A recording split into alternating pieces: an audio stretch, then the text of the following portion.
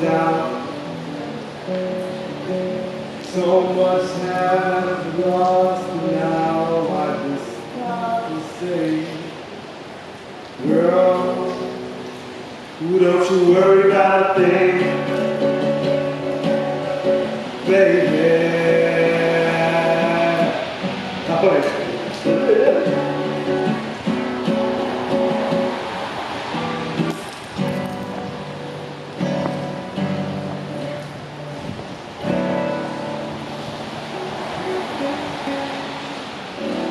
That was awesome, man. No, I'm not even like that. Kind of that's like video. Yeah, bro, that was amazing. I appreciate it. No, dude, thank you for coming by, bro. I love.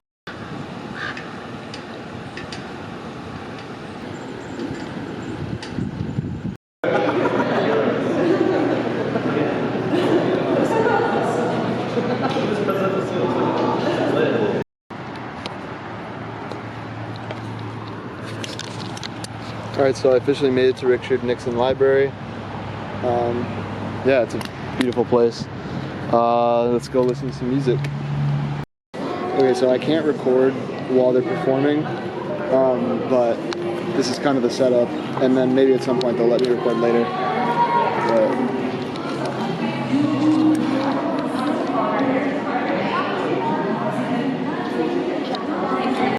So after this song, we'll see you outside, and this is Merry Go Round of Life from Howl's Moving Castle. And yes, there you go.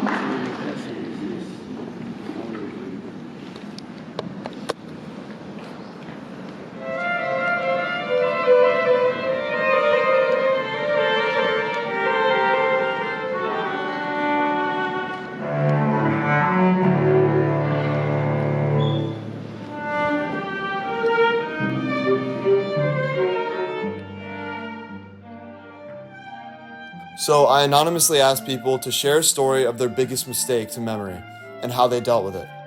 And I'm going to read some of these.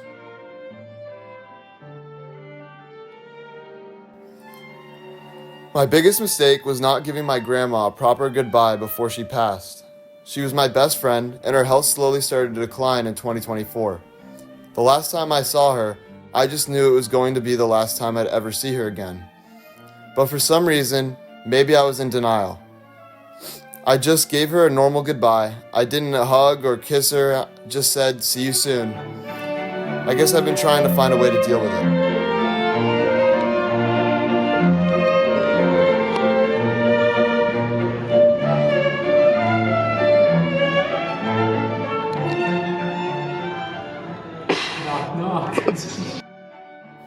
My biggest mistake to memory has been telling people about my personal life. No specific situation, but just letting people know what is going on in life. I've always said, what others don't know, they can't ruin. And for some reason, I thought it was a good idea to tell others about my relationship issues. Long story short, more people than originally planned now know what's going on in my relationship, and it's really caused a strain on my relationship. So, what others don't know, they can't ruin.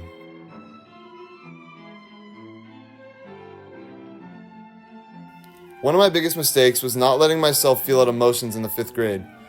Once my grandparents committed suicide, I'd felt as if I just had to move on and pretend it didn't affect me when it actually felt like I lost myself.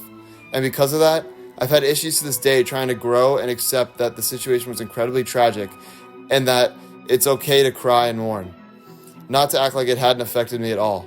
Rest in peace, Nana and Grandpa. I miss you every day. I mean, that's so sad. I think your biggest mistake now is thinking that you made a mistake when you're in 5th grade. I mean, you're so young, you can't really process things.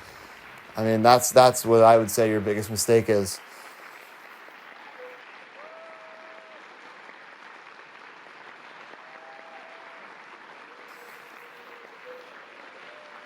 Yeah, don't be so hard on yourself. People are so hard on themselves, man.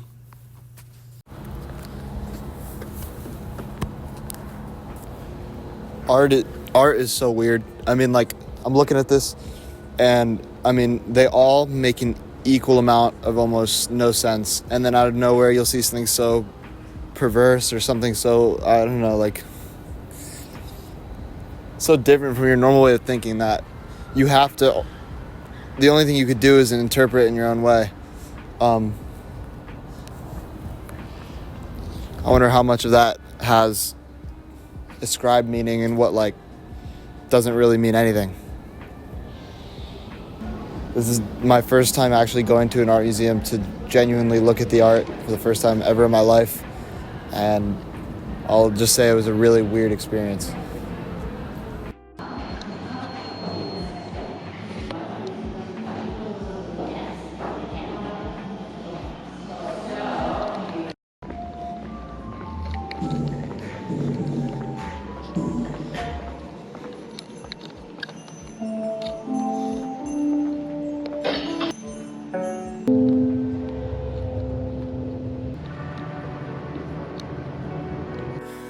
My biggest mistake to memory is succumbing to despair after the loss of 2 close friends in a motorcycle accident.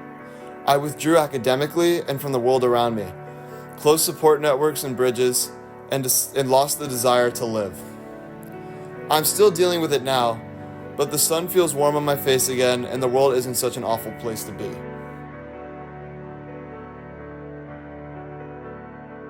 Thank you, whoever wrote that.